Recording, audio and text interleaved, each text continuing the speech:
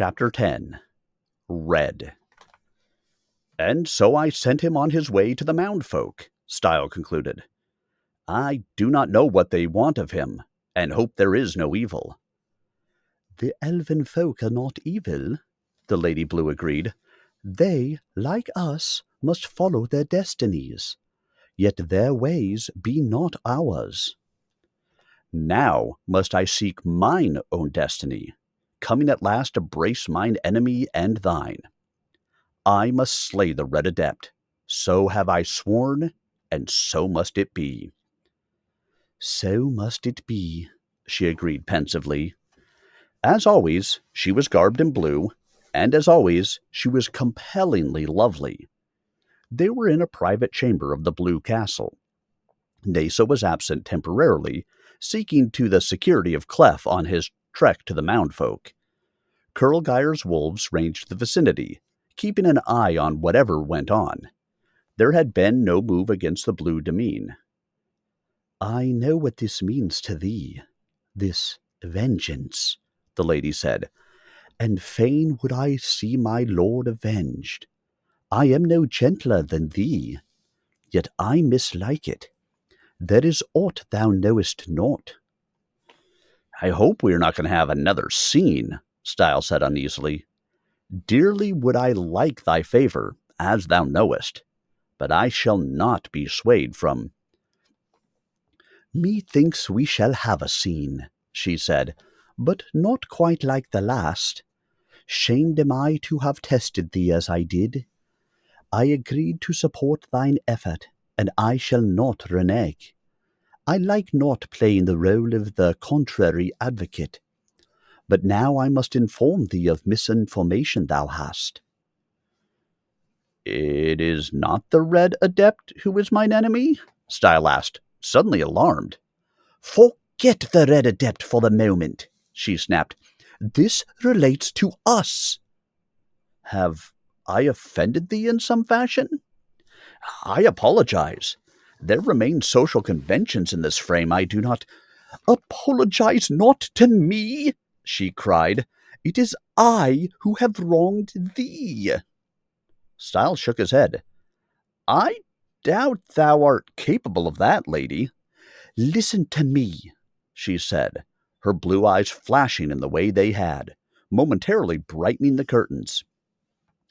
I have to tell thee, she took a breath, that never till thou didst come on the scene was I a liar.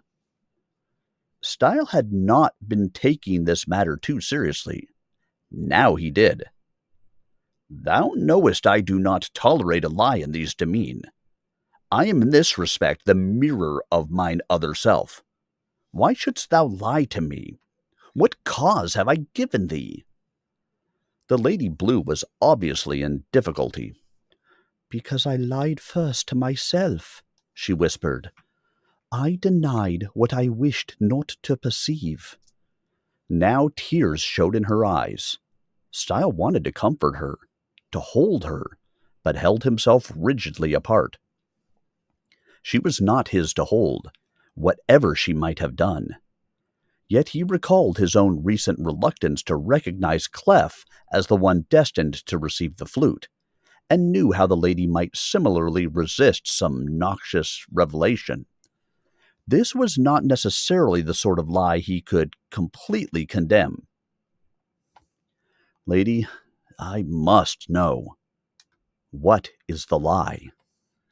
Once before a woman had lied to him, in kindness rather than malice, and that had cost him heartbreak and had changed his life.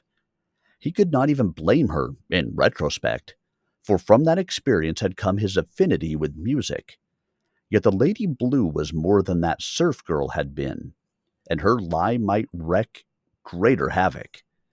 He knew she could not have done such a thing lightly.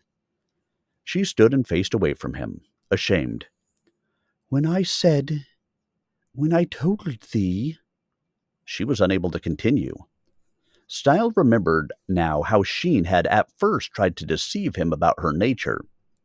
He had forced the issue, and regretted it. Associations relating to Sheen had led him to this world of Phaze, making another phenomenal change in his life. Somehow, it seemed that the greatest crises of his existence had been tied into the lies of women. "Thou art so like my lord," the Lady Blue burst out, her shoulders shaking. Stile smiled grimly. "By no coincidence, lady." He thought of how similar her alternate self in Proton, Bluette, was to her. Had Bluette escaped the robot? He hardly dared check on that. Bluette dead would be a horror to his conscience. Bluette alive? How could he deal with her? He for whom the trap had been set. "When I said," the Lady Blue paused again, then forced it out, "I loved thee not." Stile felt as he had when declared the winner of the harmonica contest. Was he mishearing? Indulging in a wish fulfillment? "Thou dost love thy lord, the real Blue Adept, whose likeness I bear. This have I always understood."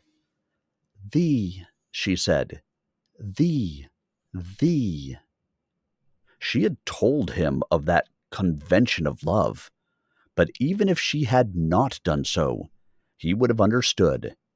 There was a ripple in the air and in the curtains of the window, and a tiny brush of wind touched his hair in passing. For a moment, there was a blueness in the room. Then the effects faded, and all was as before. Except for the lie, now demolished. For this was the splash the world of Phaze made in the presence of deep truth. She had confessed her love for him. Stile found himself inadequate to rise to the occasion in any fashion. He had been so sure that the lady's love, if it ever came, would be years in the making.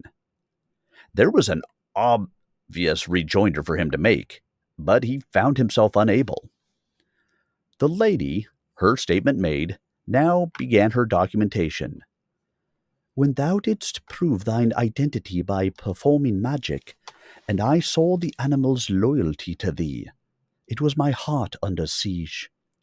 I thought thou wouldst be either like the golem, all wood and lifeless and detestable, or that thou wouldst use thy magic as the yellow witch suggested, to force my will to thy design."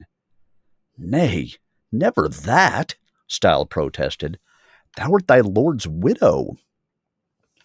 "Always didst thou safeguard me, with hulk, or nesa, or the wolves, or some potion, even as my lord did."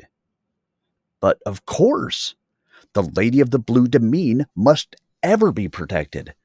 "Wilt thou be quiet a moment?" she flared. "I am trying to tell thee why I love thee. The least thou canst do is listen." Stile, perforce, was silent. "3 things distinguished my lord," she continued after a moment. "He was the finest rider in Phaze, and so art thou. He was the strongest adept, and so art thou.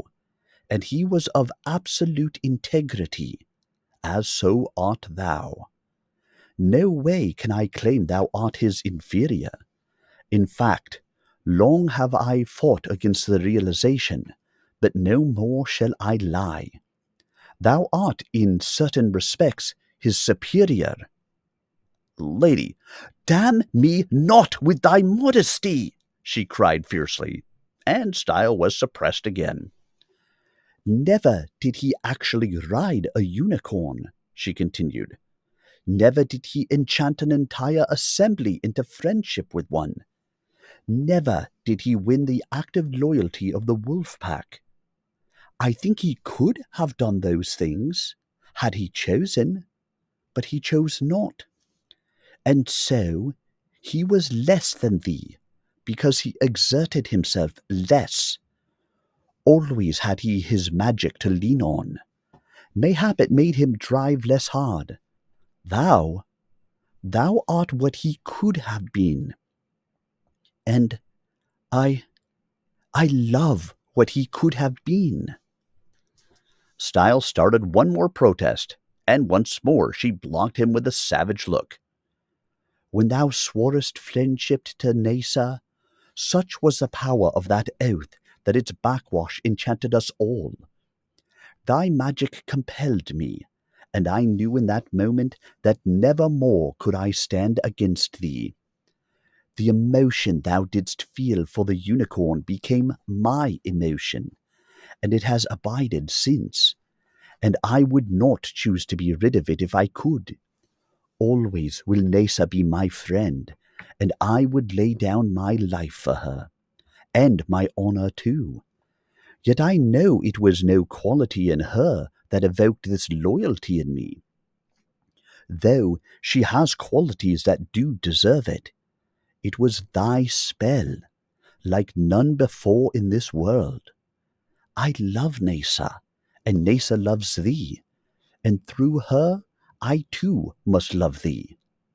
Yet again, Stile tried to interrupt, and yet again could not. I tell thee this to show that I know the extent to which thy magic has acted on me, and thus am assured it does not account for the fullness of my feeling. I love thee in part because I have experienced the depth of thy love for Nasa, and hard it is to deny feeling of that sincerity. Thou lovest well, Adept, and thereby thou dost become lovable thyself. But I do love thee more than I can blame on magic. She paused, and this time Stile had the wit not to interrupt her. When thou didst take me along on thy trip to the Mound Folk, she continued, and the she toyed with us, and thou didst dance with the fairy maid, then did I suffer pangs of jealousy. Then, when thou didst dance with me, as my lord used to do. She broke off and walked around the room. Ever was I a fool. I thought I could withstand thy appeal. But when I heard thee play the magic flute, oh my lord, that sound! Not since the days of mine other courtship have I heard the like. But then thou didst go to fight the worm, and I cursed myself for my callousness to thee, swearing to make it up to thee, and I should ever see thee again alive. And yet I hardened again when thou didst survive, telling myself it could not be. The lie was on me, and I could not cast it off. Then, at the Unolympics, when thou didst so readily defend me against the seeming slur of yellow, alas, I am woman, I am weak, my heart swelled with gratitude and guilt, and I could not help myself. I had to hear thee play again, and so I betrayed thy possession of the flute to Yellow, and saw thee nearly killed by the herd stallion. Yet again had I played the fool, even as Yellow knew. And then, at last, when thou didst come to me suffering from thy loss of thy game and of thy friend Hulk, I longed to comfort thee with all my being. But the lie lay between us like a festering corpse, making foul what would have been fair, adding to thy grief, making of me a fishwife. And yet in that adversity didst thou steer thy narrow course exactly as he would have done, and I knew that I was lost. And I feared that thou wouldst die before ever I had chance to beg the forgiveness I deserved not.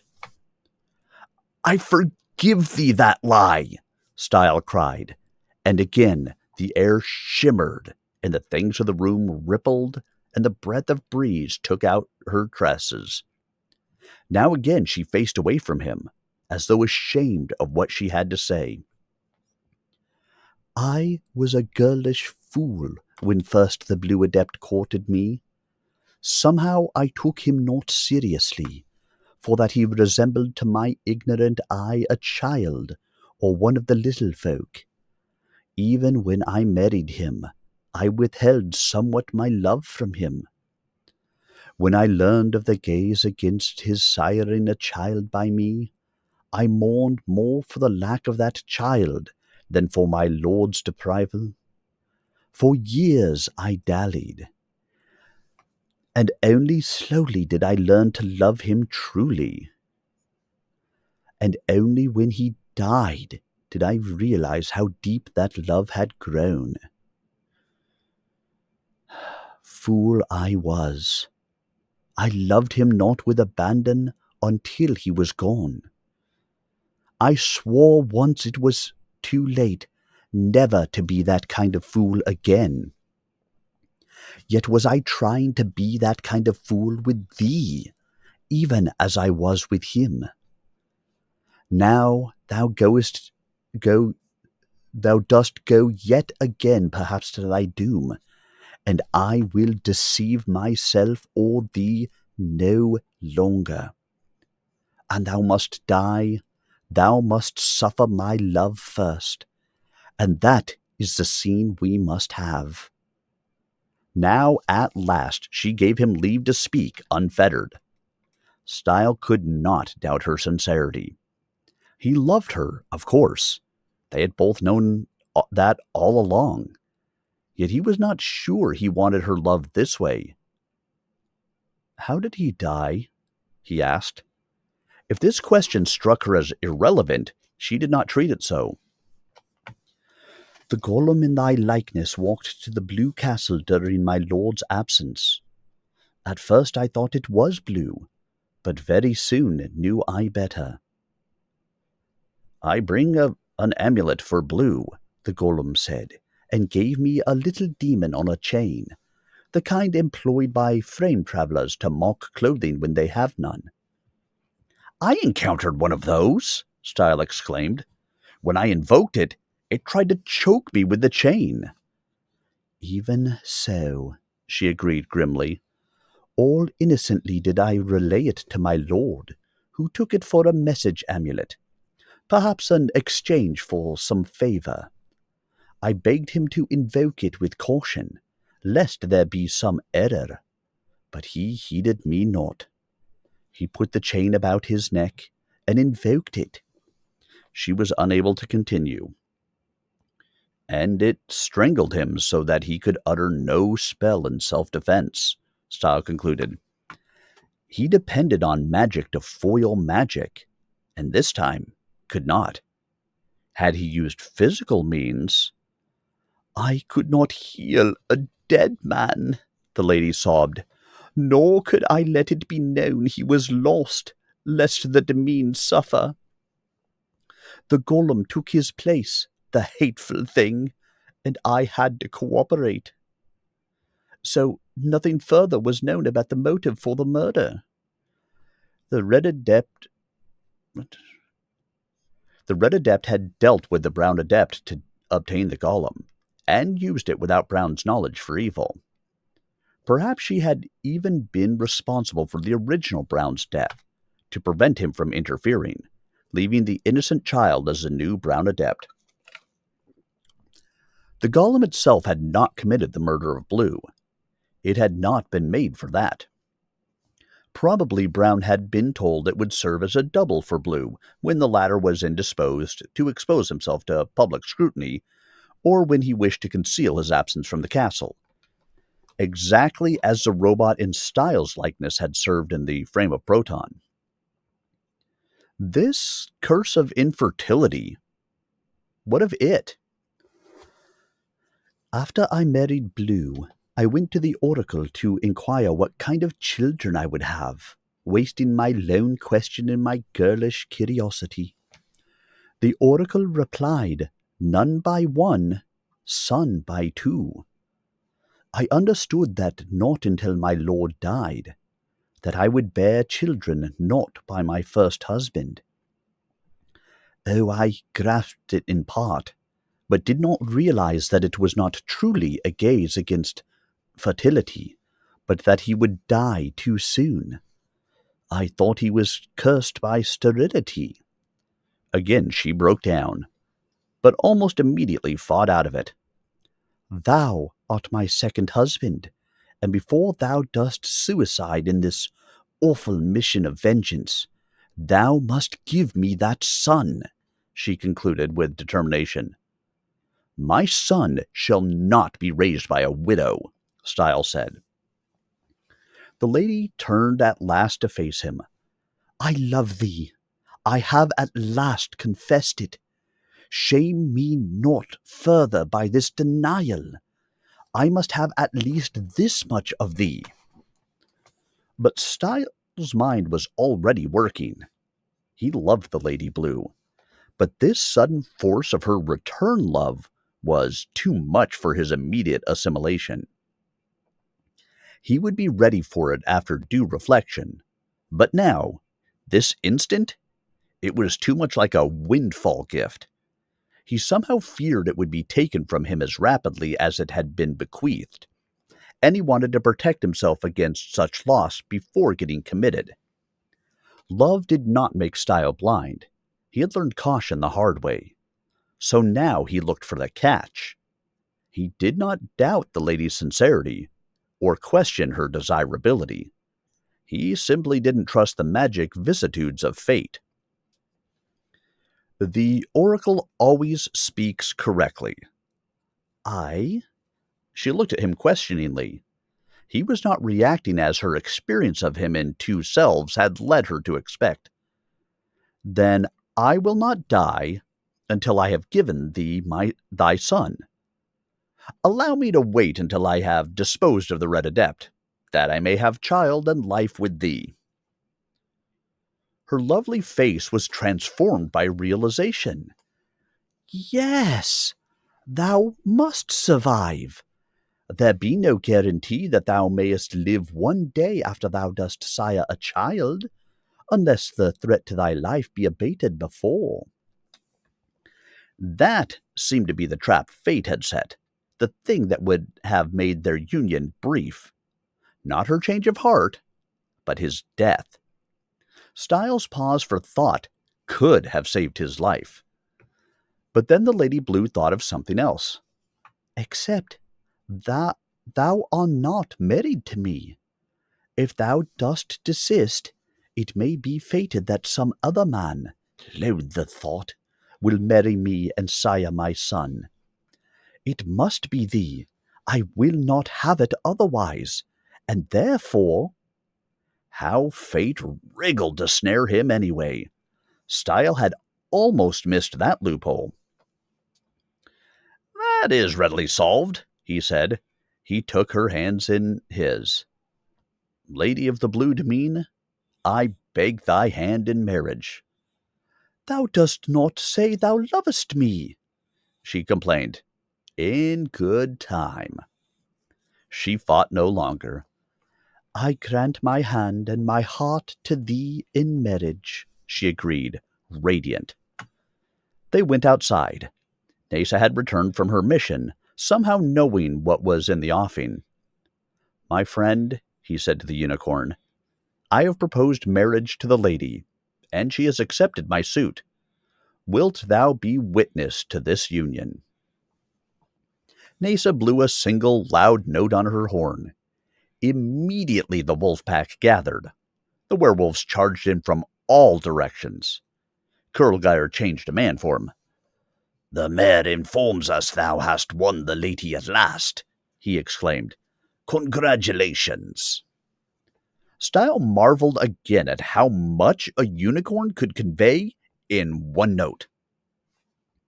Then the wolves formed a circle, and Kurlgeir stood before the couple, and Nasa stood between them in her natural form. There was no doubt in any creature what was happening. By the authority vested in me as leader of the pack, I perform this ceremony of mating, Kurlgeir said. Nasa, as friend to each party, dost thou bear witness that this contract be freely sought by this man and this bitch? Nasa made a musical snicker. This mare, I mean this woman, the werewolf said quickly, finally getting it straight. The Lady Blue smiled.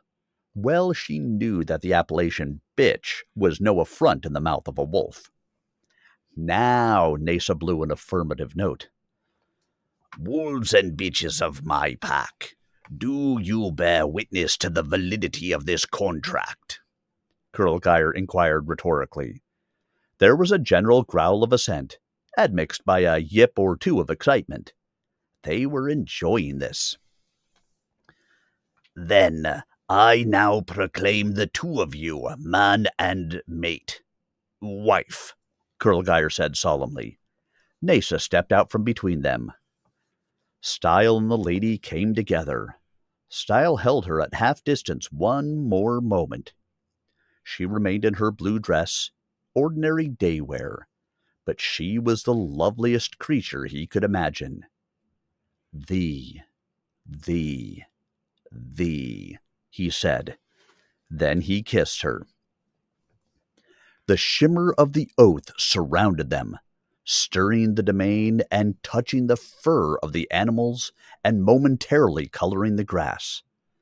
For a sweet eternity he embraced her, and when it ended, she was in a light blue wedding dress, and a magic sparkle emanated from her. Now must I depart to brace the Red Adept, Stile announced as they separated. Astonishment was manifest among Nasa and all the wolves. There were growls and yips of confusion, and Nasa blew a volley of startled notes. Not right at this hour, Kurlgeir protested. Tomorrow, mayhap. Right this minute, Stile said, vaulting to Nasa's back. I shall see thee anon, wife. Anon, she agreed, smiling. Nasa, responsive to his unspoken directive, set off at a canter eastward, toward the Red Demesne. When they were well clear of the castle, Nasa blew an insistent note of query. Stile laughed. Since thou wilt have it from me at the point of thy horn if I tell thee not, I will answer. The oracle told the lady, none by one, son by two. Now I be two, her second husband, and Nasa's laughter pealed musically forth. How readily she understood. How many adepts could arrange the oracle's assurance that they would survive a life-and-death encounter to sire a son? Stile had cleverly made the prophecy work for him.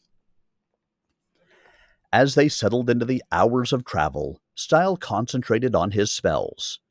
He needed a variety of general-purpose defenses and counters.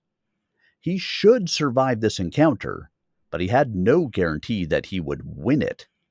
He could emerge crippled or blind, able to sire a son, but then unable to live in health and independence. Oracle prophecies tended to be slippery, and he had to be on guard against some loophole he had not anticipated.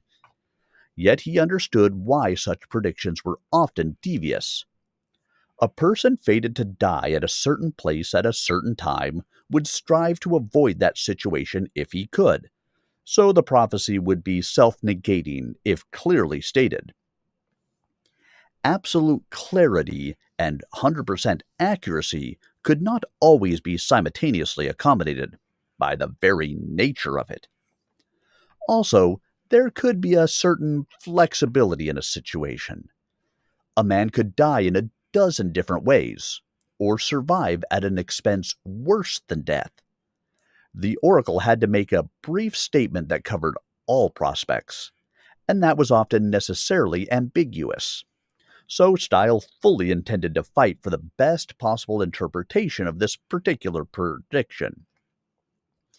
The oracle had not truly pronounced his fate, it had merely defined the broadest parameters.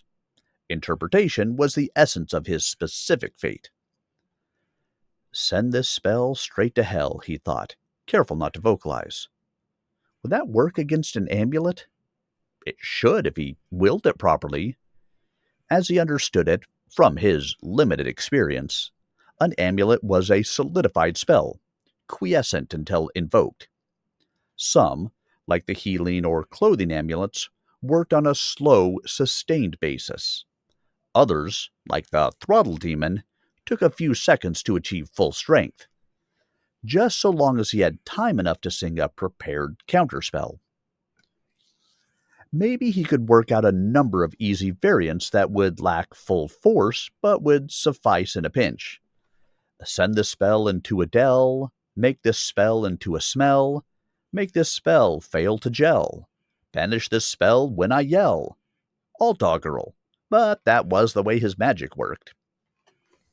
What he considered real poetry, where form, style, and significance were more important than rhyme or meter, took time to create, and he was not sure how much time he would have. There was some evidence that better verse had more potent effect, for he deemed his verse form Oath of Friendship to Nasa to have been a cut above doggerel, but he hardly had need of such potency in routine magic. So he kept working out his cheap spot rhymes, hoping to cover every contingency. They passed the Unolympic site, now deserted. "Thou didst put on a fine show, Nasa," Stile murmured. "Thou didst do credit to thy herd." And she snorted contentedly. Winning was less important to her than recognition of her right to compete. They were nearing the Red Domain by nightfall. Stile considered where they might camp, since he did not want to engage his enemy by night. There were too many imponderables. He could conjure a suitable shelter, but hesitated to employ his magic here. The Red Adept might be alert to magic in the vicinity, and he wanted his arrival to be as much of a surprise as possible. But Nasa was already zeroing in on a location. She drew up before a large cave and blew a note. Bats sailed out of it to swirl around the visitors. Then they dropped to the ground and converted to men and women. "The vampires!" Stile exclaimed. "I didn't realize they lived here." But obviously, Nasa had known. That was another reason he needed her along. One came forward. It was Vaude Level, the one who had come to Stile during the Unolympics. "Adept, how goes my friend Hulk?" Wrong question. "Alas, he was murdered in Proton Frame," Stile said. "I seek vengeance on the Red Adept." "Dead?" the vampire asked, shocked. "But I met him only so recently. He was the nicest ogre I knew." "He was that," Stile agreed. "Red killed him, in lieu of me." Vaude Level frowned. Now the cutting edges of his teeth showed. "We have ever lived at peace with Red. She never helped us, but hindered us not. I dared not make petition to her for a charm for my son, for fear she would simply claim my son. We hold adepts in low esteem. Thou art the first who helped, and yellow because of thee." He lifted his hand, and a small bat fluttered down to be caught. "My son," Vaude Level said proudly. Stile nodded. "I was glad to do it.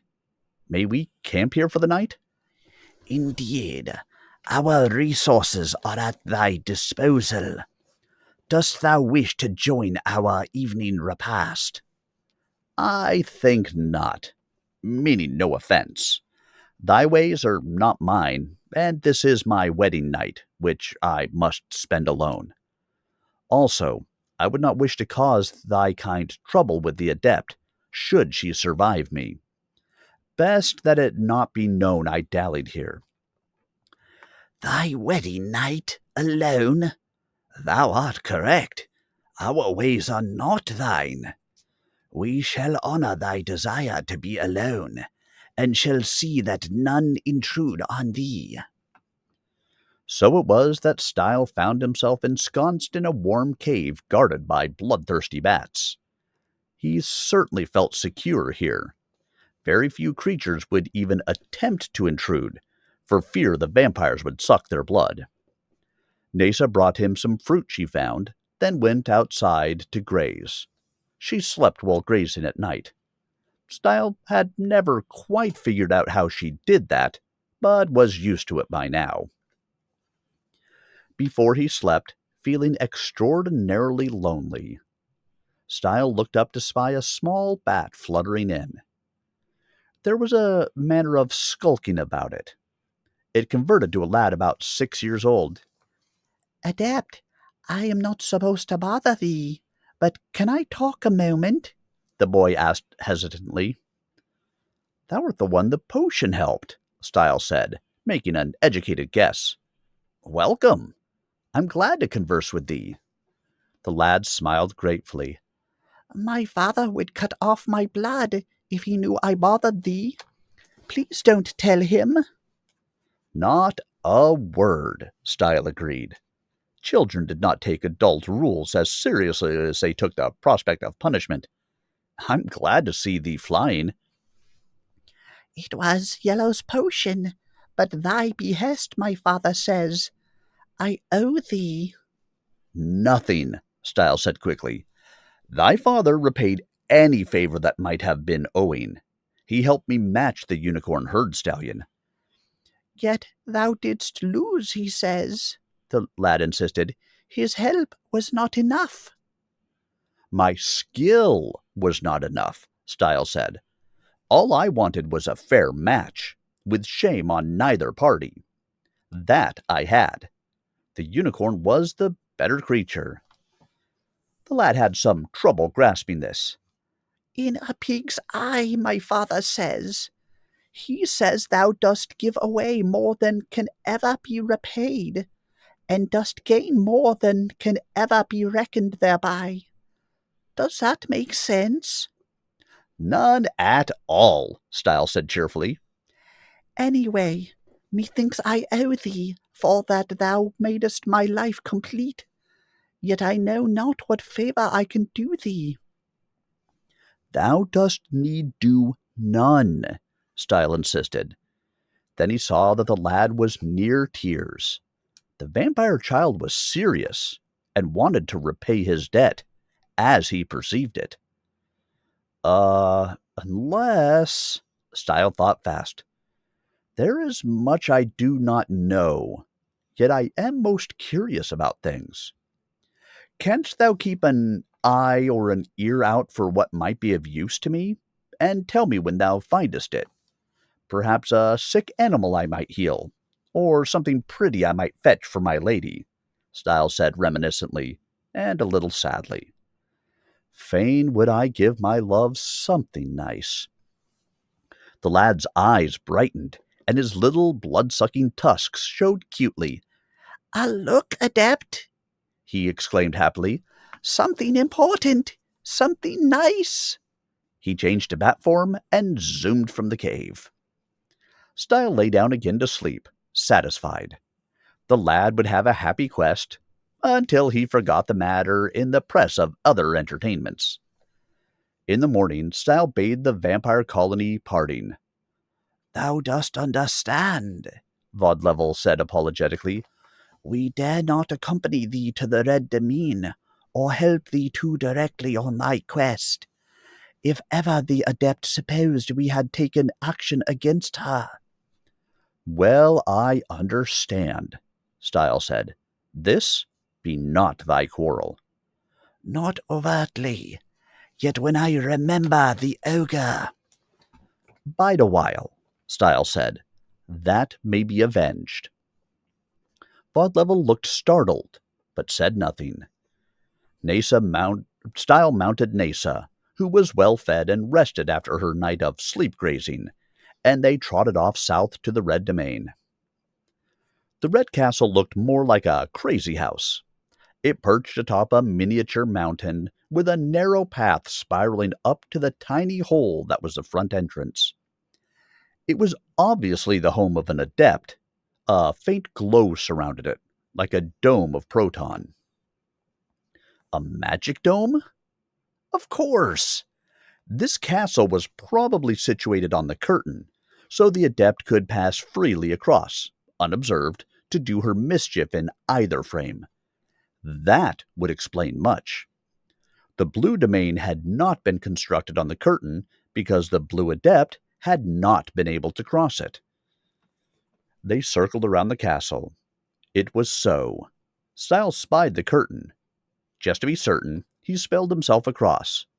Sure enough, it was the same castle with the force field dome enclosing it. He willed himself back. This is a sophisticated setup, he told Nasa. She's been operating in both frames for years. The unicorn snorted. She did not like this. Nasa could not cross the curtain, probably because she was a magical creature, so could not protect him in the other frame. All right, Stile said. She killed me by stealth. I shall kill her honorably. He sing-songed a spell. Shake a leg, fetch a meg. And a fine big megaphone appeared in his hand.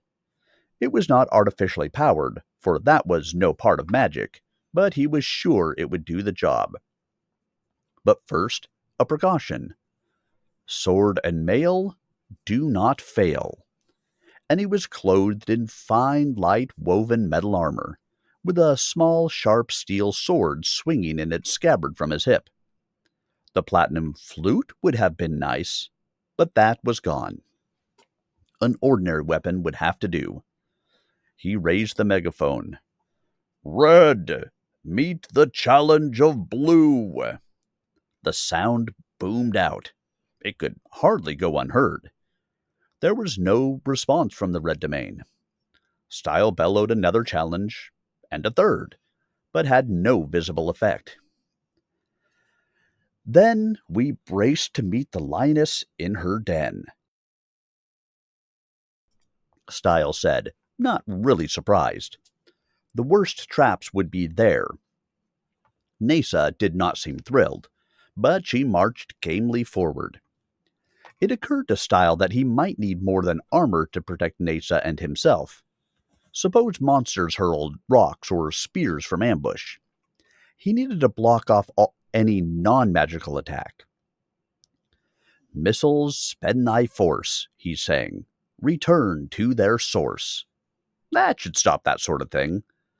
He wasn't sure how far such spells extended, particularly when opposed by other adept magic, but this precaution couldn't hurt. The spells of red could not be abated this way, but that was limited to amulets. He should have a fair fighting chance, and that was all he wanted. A fair match, so that he could kill the Red Adept without compunction. Nasa walked up the spiraling path. There was no attack. Stile felt nervous. He really would have preferred some kind of resistance. This could mean that no one was home, but it could also mean an unsprung trap. A trap, like that of Bluette in the other frame? Bluette herself had obviously known nothing of it. She had been cruelly used. Stile hoped she had managed to survive, though he knew he still would not follow that up. Now that he was married to the Lady Blue, there could be no future in any association with Bluette. Meanwhile, his rage at the fate of Hulk burgeoned again, and Stile had to labor to suppress it. Hulk, a truly innocent party, sent by Stile himself to his doom. How could that wrong ever be abated? There were a number of deep emotional wounds Stile bore as a result of the malicious mischief of the Red Adept. He could not afford to let them overwhelm him. His oath of vengeance covered it all. Once Red was dead, he could let the tide of buried grief encompass him. He simply could not afford grief or love yet. Not while this business was unfinished. They rose up high as they completed the first loop. From a distance, the castle had seemed small, but here it seemed extraordinarily high. The ground was 30 feet below, the building another 60 feet above. Magic, perhaps, either making the hill seem smaller than it was when viewed from a distance, or making it seem higher than it was from here. Stile brought out his harmonica and began to play. The magic coalesced about him, making the castle shimmer, and the perspective changed. His gathering magic was canceling Red's magic, revealing the truth, which was that the castle was larger than it had seemed, but the hill lower than it now seemed. So it was a compromise effort, drawing from one appearance to enhance the other. Pretty clever, actually. The adept evidently had some artistic sensitivity and sense of economy. Now they arrived at the door. It was open, arched, and garishly colorful, like an arcade entrance. From inside, music issued, somewhat blurred and off-key. It clashed with Stile's harmonica playing, but he did not desist. Until he understood what was going on here, he wanted his magic close about him. They stepped inside. Immediately the music became louder and more raucous. Booths came alive at the sides, apparently staffed by golems, each one calling for attention. How about it, mister? Try thy luck for win a prize. Everybody wins. This was the home of an adept? This chaotic carnival. Stile should have worn his clown suit. Cautiously, he approached the nearest booth. The golem proprietor was eager to oblige. Throw a ball, win the target. Win a prize. It's easy. Nasa snorted. She did not trust this. Yet Stile was curious about the meaning of this setup, if there was any meaning to it. He certainly had not expected anything like this. He had become proficient in the game of Proton, in large part because of his curiosity. Things generally did make sense, one way or another. It was only necessary to fathom that sense. Now this empty carnival in lieu of the murdering Red Adept. What did it mean? What was the thread that unraveled it? This was, of course, dangerous, but he decided to take the bait. If he couldn't figure out the nature of this trap by looking at it, he might just have to spring it, at his own convenience. He could certainly hit the target with the ball. He was quite good at this sort of thing. But true carnival games were traditionally rigged. The clients were suckers who wasted their money trying for supposedly easy prizes of little actual value. In the Proton variants, serfs had to use play money, since there was no real money. Here, how much does it cost? Free! Free! The golem, cried. Everybody wins. Fat chance, Stile muttered. He did not dismount from Nasa. That might be part of the trap. He took the proffered ball gingerly, bracing for magic. But there was none. The ball seemed ordinary. Experimentally, Stile threw. The ball shot across to strike the bullseye. The booth went wild, with horns sounding so loudly as to drown out everything else. A metal disc dropped out of a slot. The golem picked it up and handed it to Stile. Here's the prize, sir. Good shot. Stile hesitated. He had been aiming to miss the target. Instead, magic had guided the ball to score. Anyone else would have been deceived, thinking it was his own skill responsible. The golem had spoken truly. Everybody won. The game was rigged for it. But why? Stile looked at the disc. It was an amulet. Obviously, he was being presented with it. Yet all this could not have been set up for him alone. He had come unexpectedly. And even if he had been expected, this was too elaborate. Why would visitors be treated to this? He had an answer. The Red Adept, like most adepts, was fundamentally paranoid and asocial, and did not like visitors. Power was said to tend to corrupt, and the adepts had power, and tended to be corrupted. Since they had to live somewhere, They established individual domains reasonably separated from each other, then guarded these domains in whatever fashion their perverse natures dictated. Yet they could not kill intruders entirely randomly, for some were legitimate tradesmen with necessary services to offer, and others might be the representatives of formidable groups, like the unicorns or little people. Sometimes, too, adepts visited each other. So instead of random killing, they fashioned selective discouragements.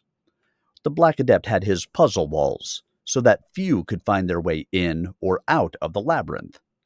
The White Adept had her ice, and the Brown Adept her giant golems. Probably a serious visitor would ignore the beckonings of the barkers and booths. Those who were ignorant or greedy would fall into the trap. This amulet was surely a potent discouragement, perhaps a lethal one. It was best left alone.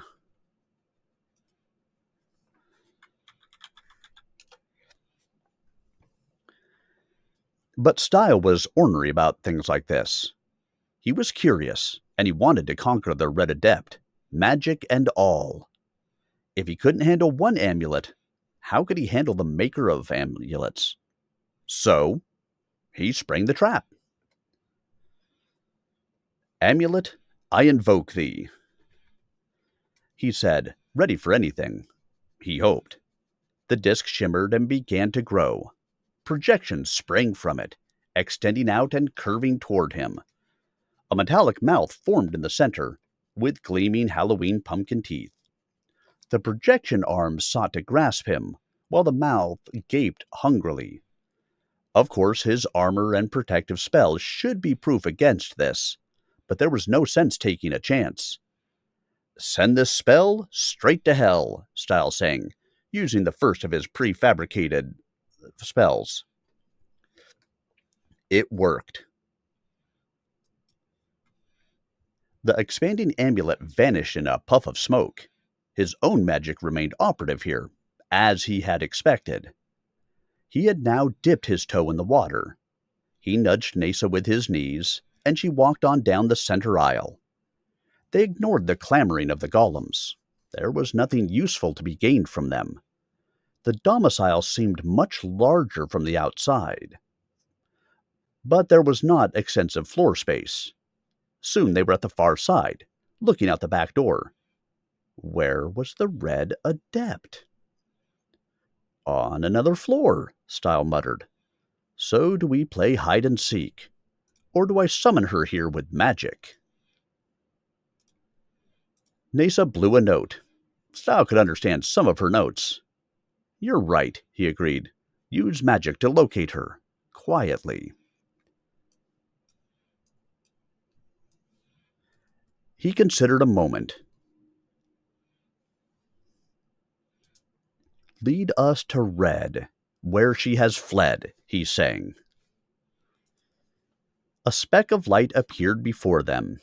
Nasa stepped toward it, and it retreated, circled around them, and headed back down the aisle they had come along. They followed. It made a square turn and advanced on one of the booths. "Tour the sensational House of Horrors," the proprietor golem called. The light moved into the horror house doorway. The aperture was narrow, too tight for Nasa's bulk, but they solved that readily enough. Stile dismounted, and she changed into a girl form in black denim skirt and white slippers. She was not going to let him meet the Red Adept alone. Stile stepped into the aperture, Nasa close behind. He didn't like this, for already he was partially separated from Nasa, but it seemed his best course. Trace the Red Adept quickly to her lair within this lair. Maybe she was asleep. If so, he would wake her before finishing her. More likely, she was at the very heart of her deadliest ambush, using herself as the bait he had to take. But he had to spring it, and he had to do it properly, because it wasn't enough to kill the Adept. He had to isolate her, strip her of her power, and find out why she had murdered his other self. He had to know the rationale. Only when he was satisfied could he wrap it up. The difficult part would not be the killing of her, not after what he had seen of Hulk's demise. The hard part would be satisfying himself about that rationale, getting the complete truth. Or was he fooling himself? Stile had never, before this sequence of events that started with the anonymous campaigns against him in both frames, seriously contemplated becoming a murderer himself. But the things that he had learned. It was dark inside the House of Horrors. The passage folded back and forth in the fashion such things did. Stile had navigated many similar ones in the game. Darkness did not bother him, per se. Nasa, too, could handle it. Especially since her hearing was more acute than his. The light led them on through the labyrinth. A spook popped up, eyes glowing evilly. A harmless show. But it made Stile think of another kind of danger. The noose, choking him, preventing him from singing a defensive spell. That was how his other self had died. That was typical of the way the Red Adept attacked. One of these spooks could be a noose that he would not see in the dark until it dropped over his head. He needed a specific defense against it. "Turn me loose against a noose," he sang quietly. A collar formed about his neck, a strong ring with sharp vertical ridges that would cut into any rope that tightened about it. Proof against a noose. The maze passage opened onto a narrow staircase leading up. Dim illumination came from each step, like phosphorescence, outlining its edge.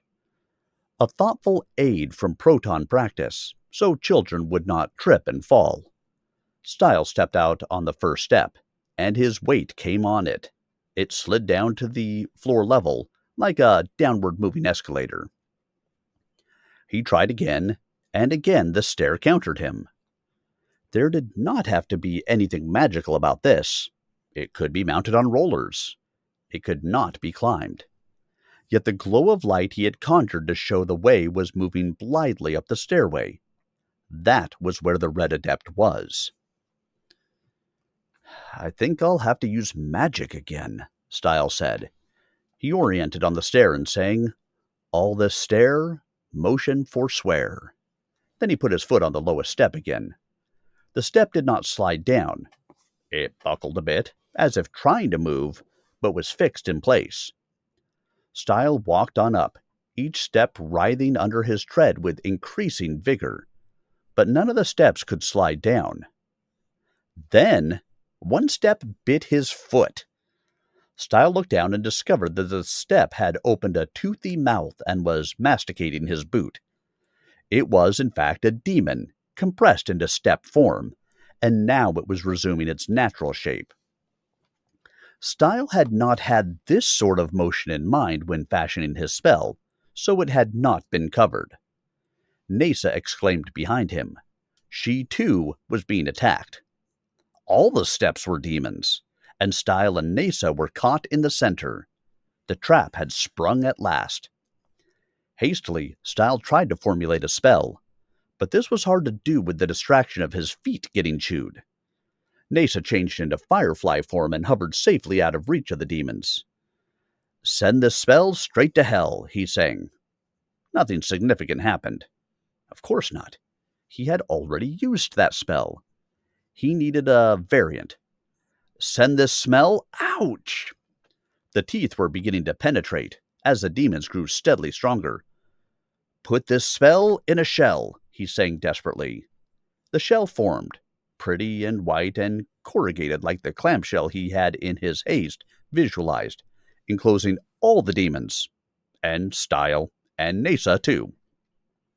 He had not helped himself at all. Nasa came to the rescue. She shifted to unicorn form. There was barely room for her on the stairway, but her hooves were to a certain extent proof against the teeth of the demons. She sucked in her barrel belly somewhat, giving herself scant clearance, and blew a note of invitation to Stile. Gratefully, he vaulted back onto her back. Nasa did a dance, her 4 hooves smashing at the teeth below. Now it was the demons who exclaimed in pain. They did not like this at all. Nasa moved on up until she reached the top landing, bursting through the shell he had made. Bits of the shell flew back down to mix with the bits of teeth littering the stair. Stile dismounted and stood looking back. Something I don't quite understand here, he murmured, as the demons at last achieved their natural full forms, but were unable to travel because of his spell. If she has demons, why did she hide them there instead of sending them after me? Why did they come to life when they did, instead of when I first touched them? There's a key here. Nasa changed back to girl form, which really was more comfortable in these narrow confines. Amulets must be invoked, she reminded him. One thing about Nasa, she never chided him for the time he took to work things out his own way. Whatever he did, she helped. She was in many respects the ideal woman, though she was really a mare. Ah, yes! Amulets were quiescent until animated by the minor magic of a verbal command. So these step demon amulets had waited for that magic. But he had not invoked them. He had merely fixed them in place.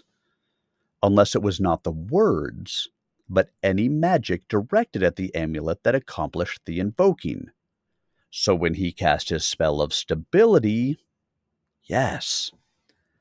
But this meant he would have to be careful how he used his magic here. No amulet could hurt him unless he invoked it, but he could accidentally invoke quite a few. Any that were within range when he made a spell. In fact, suddenly a great deal was coming clear. This could explain the whole business of this carnival castle. If it was defended by amulets that had to be invoked by the intruders, these amulets would be useless unless something caused them to be activated. So they were presented as prizes that greedy people would naturally invoke. Because an amulet was just a bit of metal until it was invoked, worth little. When the Golem Barkers claimed that everybody wins, that was exactly what they meant. Or more properly, everybody lost, since the amulets were attackers. Stile had acted as projected, and had he not been an adept himself and on guard, he could have been in serious trouble from that first prize.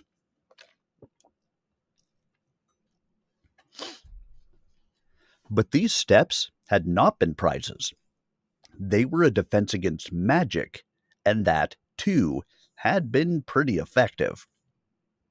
So he was really making progress because he was passing from the random traps to the serious ones. The steps that would not remain firm without a spell that converted them to demons.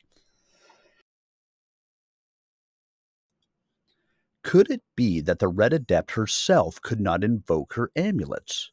Or that they would attack her if she did? Like bombs that destroyed whoever set them off, so that the intruder had to be forced to bring his doom upon himself. If so, and if he resolutely refrained from invoking amulets either by word or by the practice of magic, he should have the advantage over... Advantage? Magic was his prime weapon. If he couldn't use that, how could he prevail? A very neat trap to deprive him of his chief power. But unlike his alternate self, Stile had had a lifetime to develop his non-magic skills.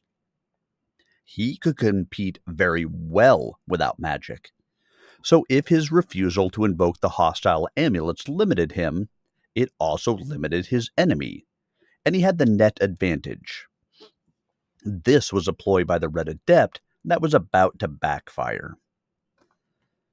I think I have it straight, Stile told Nasa. Any magic invokes the amulets, but they can't affect me if I don't invoke them. So, we'll fight this out proton fashion. It may take some ingenuity to get past the hurdles, but it will be worth it." Nasa snorted dubiously, but made no overt objection. The passage narrowed as it wended its way into a hall of mirrors. Stile almost walked into the first one, as it was angled at 45 degrees to make a right angle turn look straight ahead. But Nasa, somehow more sensitive to this sort of thing than he, held him back momentarily until he caught on. After that, he was alert to the mirrors and passed them safely. Some were distorting reflectors, making him look huge-headed and huge-footed, like a goblin, and Nasa like a grotesque doll. Then the mirrors reversed, making both resemble blown-up balloons. Then Stile found himself falling. Intent on the mirror before him, he had not realized that one square of the floor was absent. A simple trick that he had literally fallen for. He reacted in two ways, both bad. First, to grab for the sides, which were too slick to hold, and second, to cry a spell. "Fly high!" This stopped his fall, and started his sailing upward through the air. But it also invoked the nearest amulets, which happened to be the mirrors. Now they themselves deformed, stretching like melting glass, reaching amoeba-like pseudopods toward him. Mirrors were everywhere, including the floor and ceiling. Stile had to hover in the middle of the chamber to avoid their silicon embrace.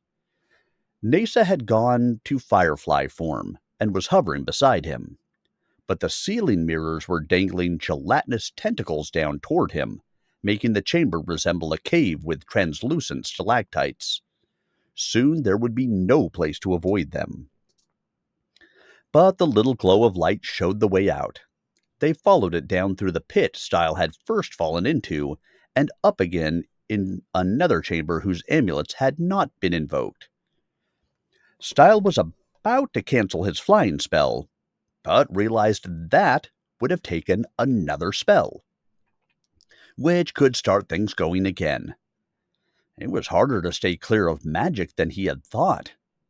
For now, it seemed best to remain flying. It was as good a mode as any.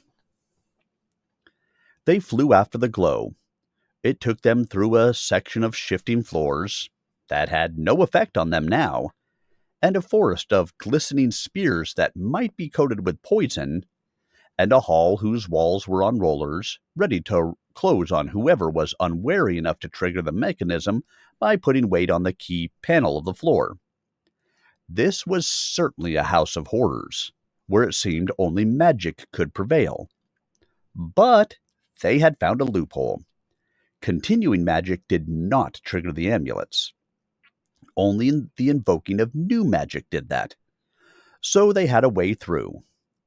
Abruptly, they flew through a portal and entered a pleasant apartment set up in Proton Citizen style. Murals on the walls, rugs on the floor, curtains on the windows, a food dispenser, holo projector, and a couch bed. The technological devices would not operate in this frame unless they had been spelled to operate by magic. Stile was not sure what the limits were to that sort of thing. Did a scientific device that worked exactly as it was supposed to, by the authority of magic, become a... Then Stile realized. On the couch reclined the Red Adept. Stile floated to a halt. Red was not concealing her sex now. She was wearing a slinky red gown that split down the sides to show her legs and down the front to evoke cleavage. Her hair was luxuriously red and settled about her shoulders in a glossy cloud.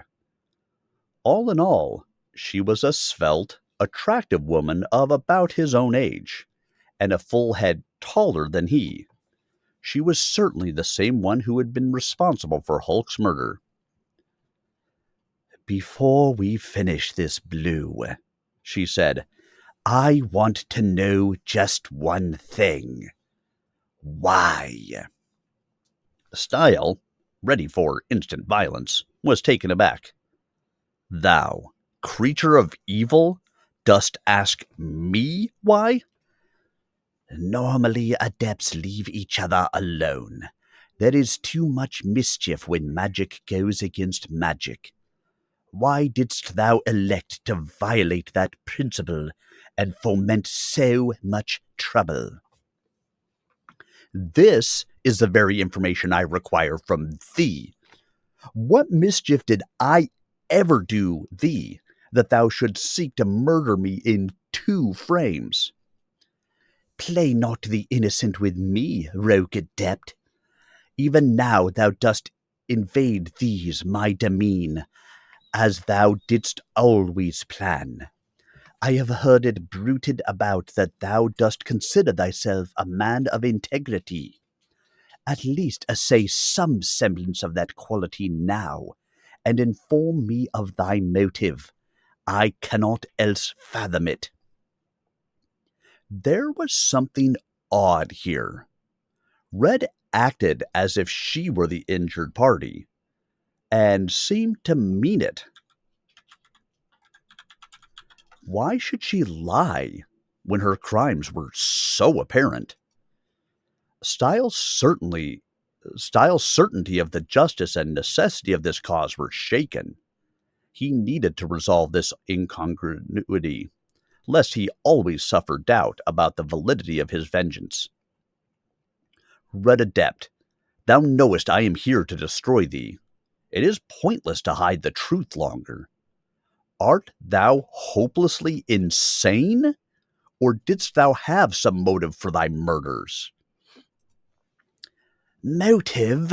She exclaimed. Very well, Blue. Since thou choosest to play this macabre game, I proffer thee this deal. I will answer truly as to my motive, if thou dost answer as to thine. Agreed, he said, still somewhat mystified. I shall provide my motive before I slay thee. And if I am satisfied as to thy motive, I shall slay thee cleanly, without unnecessary torture. That is the most I can offer. I made mine oath to make an end of thee. Then here is my rationale, she said, as though discussing average weather. The omens were opaque but disquieting, hinting at great mischief. The vampfolk were restive, responding reluctantly to my directives. Indeed, one among them made petition to the oracle, asking, "How can we be rid of the yoke of red?" And the oracle answered, "Bide for 2 months." A vamp spy and thief to me reported that, so naturally I had to verify it personally. Indirect news from the oracle can never be wholly trusted. There are too many interpretations. But there did seem to be a threat in 2 months concerning me, and that time, incidentally, is now nearly past. So I rode a flying amulet to the oracle, and I asked it, "What is my fate 2 months hence?" And it replied, "Blue destroys red." Then I knew that I had to act. Never has the oracle been known to be wrong, but I had no choice. I operate in both frames. I could be hurt in either. The oracle had not said I would lose my life, only that I would be destroyed, which could mean many things. The only way to secure my position was to be rid of Blue before Blue took action against me. So I sent one of Brown's golems with a demon amulet to Blue, while meanwhile I sought out Blue's alternate self in Proton 2, lest Blue die yet also destroy me.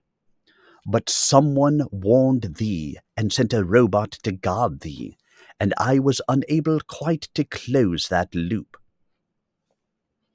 Now must I do it here, or suffer the fate the oracle decreed for me. Sure it is, I mean to take thee with me, and the oracle prove true. Thou art the cause of all my woe. Still, Stile was perplexed. My motive is simple. Thou didst murder mine other self, rendered the Lady Blue bereft, attempted to slay me also in Proton and in Phaze, and slew my friend Hulk. For 2 murders I owe thee, and that debt shall be paid. She grimaced. Thou claimest that we should have had no quarrel, but for my actions against thee? As far as I know, Stile said, mine other self, the Blue Adept, had no designs against thee, as far as I know.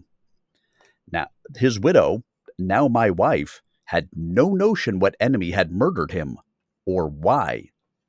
As for me, I could never have crossed the curtain without the death of the Blue Adept, and I would not have left my profession as jockey had my knees not been lasered.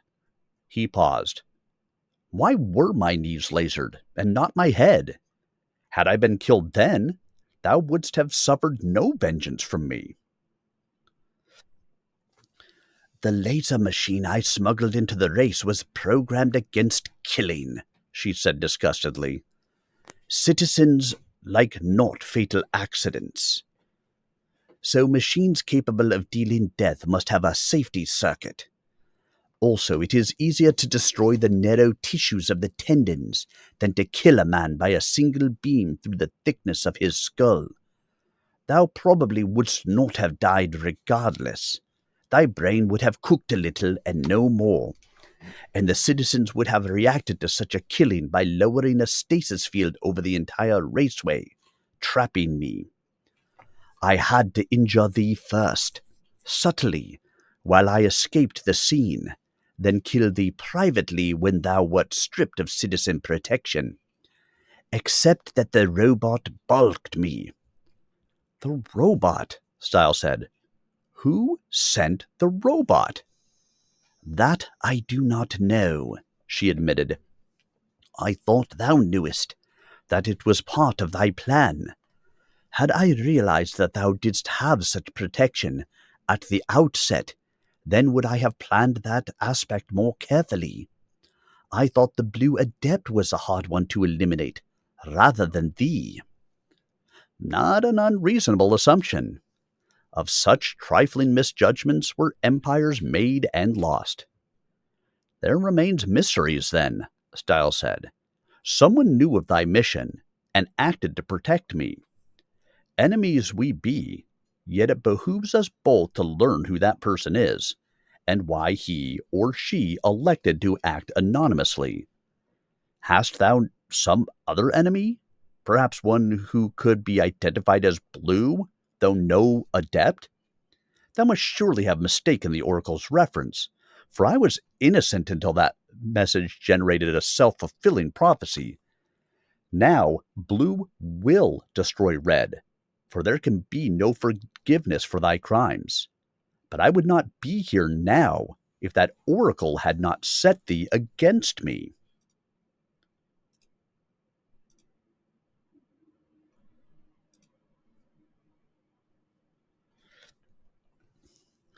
A hidden enemy, pitting Red against Blue, she repeated. Fool that I was, I queried not the identity of mine enemy, but only my 2-month fate. And so the oracle answered not what I thought it did. The oracle betrayed me. I think so, Stile said. Yet there must be a true enemy, to both thee and me. Let us make this further pact, that the one of us who survives this encounter shall seek that enemy, lest it pit other adepts against each other similarly in future. Agreed, she cried. We two are in too deep. We must settle in blood. but there is vengeance yet remaining for us each. Could it be another adept? Stile asked. He was not letting down his guard. But he did not expect an attack until this was worked out. Enemies could, it seemed, have common interests. He had operated in ignorance of the forces that moved against him for so long that he was determined to discover whatever truth he could. One who coveted thy power or mine? Unlikely. Most adepts cannot cross the curtain. I labored hard to cross myself, and paid a price others would not pay. I arranged to have mine other self dispatched. Then I crossed over and took her place, hoping to be designated the heir to our mother, the citizen. But the wretch designated another, an adoptee, and I had to take tenure and practice for the tourney. Stile was appalled at her methodology, but concealed it. Her mode had always been to do unto others before they did unto her. That was why she had struck at the Blue Adept. Probably her proton self had been conspiring to do the same to Red, and possibly Red was now trying to put Stile off guard so she could gain an advantage. Thou playest the game? That I do, excellently. And well I know thou art my most formidable opponent in the current tourney. I know not of thee on any ladder. Never did I enter any ladder until the final moment. I practiced privately in my Proton citizen mother's facilities. Even if the oracle referred to my defeating thee in the tourney, and thus destroying thy remaining chance for citizenship, Stile said slowly, I had 3 years' tenure remaining, and would not have entered this year's tourney but for thy intercession. The oracle betrayed me on many levels, it seems, she said. How right he had been to analyze the nature of the oracle's statements carefully. Yet the mischief of the oracle was only in its confusing answers. It did not initiate things. Someone must have taken this into account. But what a devious plot this was! Could anyone in Proton Frame seek revenge? A friend of thine other self, perhaps avenging her demise. She had no friends. She was like me. That was why she was disinherited. And no one knows she's gone. They think I'm her. That had been a neat operation. Someone in Phaze, then, unable to attack an adept here, so he interferes with thee there. Perhaps a vampire able to cross the curtain in human guise. Suddenly, Nasa wondered whether Nasa, now hovering behind him, would be able to cross the curtain in girl form. Had she ever tried it? Unicorns did not exist in Proton, but girls did. And if there was no girl parallel to...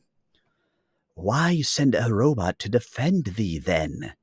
Why not simply send it to attack me? That's one expensive robot thou hast. For that value, it would have been easy to send a competent execution squad after me. It is as likely that the attack was directed at thee, at thy magic self, with protection sent to thy proton self, so that it could come after me. Food for thought. There is that, Stile agreed. The oracle must have known that, despite thy attack on the Blue Adept, his alternate self would find thee. The key seems to lie in the unknown party who sent the robot. Find that party, and we may be on the trail of the true enemy. There does seem to be more afoot here than merely my convenience or thy demise. The plot be too convoluted to account for these. That's for sure. It isn't much, but it will have to do. She raised her right hand. On thy mark. Get set. Go. End of truce. And she threw an object at him. Stile dodged the object. It looked like a small knife, a stiletto, which it could be, but it was also an amulet, and he didn't want to invoke it. It stuck in the wall behind him and remained there, a bomb awaiting detonation. Red threw another object. This one resembled a ball. When Stile dodged it, the thing bounced off the wall and settled to a stop near his feet. He was floating a few inches off the floor, since his flying spell remained in operation, so the ball did not touch him. She threw a third. It was like a beanbag, dropping dead behind him. But none of them could hurt him as long as he didn't invoke them. Then, Red invoked one herself. She held the amulet in her hand, spoke to it, and dropped it on the floor. It formed into a hissing snake with glistening fangs. "Go for that man," she told it. The snake crawled rapidly toward him. Rather than flying upward as Red might want, Stile drew his sword and decapitated the reptile. Already she was activating another amulet, a bat. Stile did not want to kill it, because it might be a member of the vampire tribe, who had given him safe lodging for the night, a captive of the cruel adept, bound to do her bidding. Yet, if it attacked him... It did. Its little eyes gleamed insanely, and drops of viscous saliva fell from its teeth. It could be rabid, but there was no help for it. He had to use magic. "Bat, scat," he sang. The bat vanished. But now the three inert amulets near him animated. One was turning into a demon resembling a goblin, growing larger each second. Another was hissing out some kind of greenish vapor, perhaps a toxic gas. The third was catching fire, becoming a veritable ball of flame. Stile could not ignore any of these. For the moment he floated clear of all three, but all were expanding, and there was not any great clearance, and the ceiling was festooned with amulets. If he flew high and banished them with his own spells, hell would break loose from that ceiling. Red had more amulets than Stile had immediately available spells, so this sequence could be disastrous. That was the disadvantage of bracing the adept in her own domain. Her power was overwhelming here. It would be better to deal with the three activated threats some other way. The Red Adept, smiling wickedly, was already throwing more amulets. Stile had either to act or to retreat, and to retreat would be tantamount to defeat, for he surely would have more trouble passing her defenses a second time. Now was the moment of decision. Nesa, who had been hovering as a firefly, shifted to mare form. She speared the demon on her horn, then shoved it into the green vapor. The demon screamed in agony, then expired. That was poison, all right. Nesa backed off, the demon still impaled on her horn. She did not dare touch the vapor with her non-magical flesh. Meanwhile, the ball of fire blazed fiercely, and it was floating up toward Stile. Stile had an inspiration. He began playing his harmonica. The music filled the room, summoning his magic. But he did not sing any spell. He just kept playing. He knew now that the music magic could have a certain effect itself without any specific spell, if he directed it with his mind. So he willed it to suppress other magic. If this had the force of new magic itself, the effect would be opposite, and he would be in twice as much trouble as before. But if it worked... The fireball guttered and dimmed and sank, finding itself slowly stifled. The green vapor ceased its expansion and lost some of its color. None of the new amulets were activated.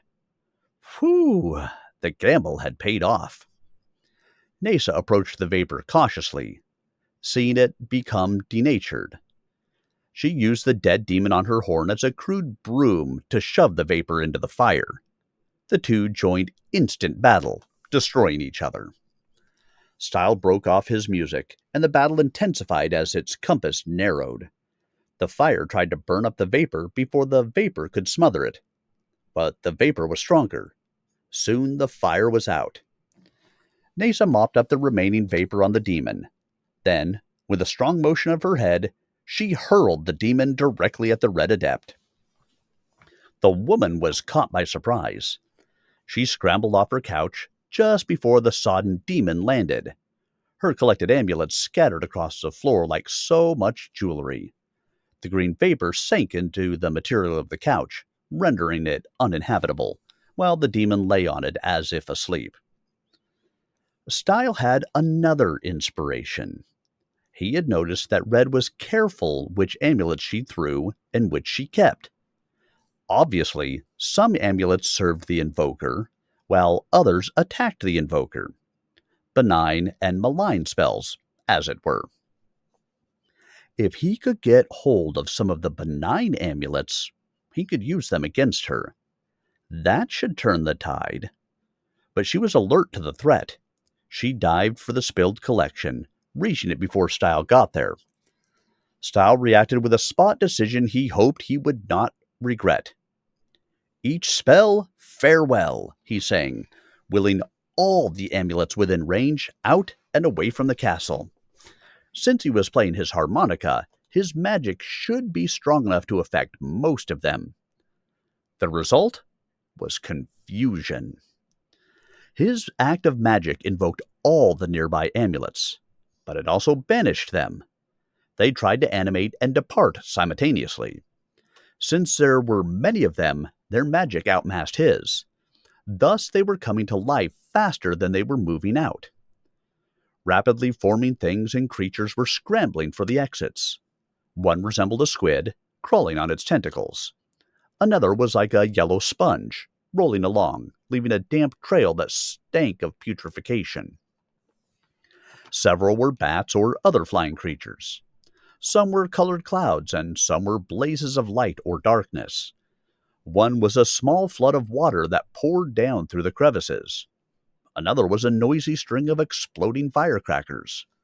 Stile had to keep dodging and ducking to stay clear of them.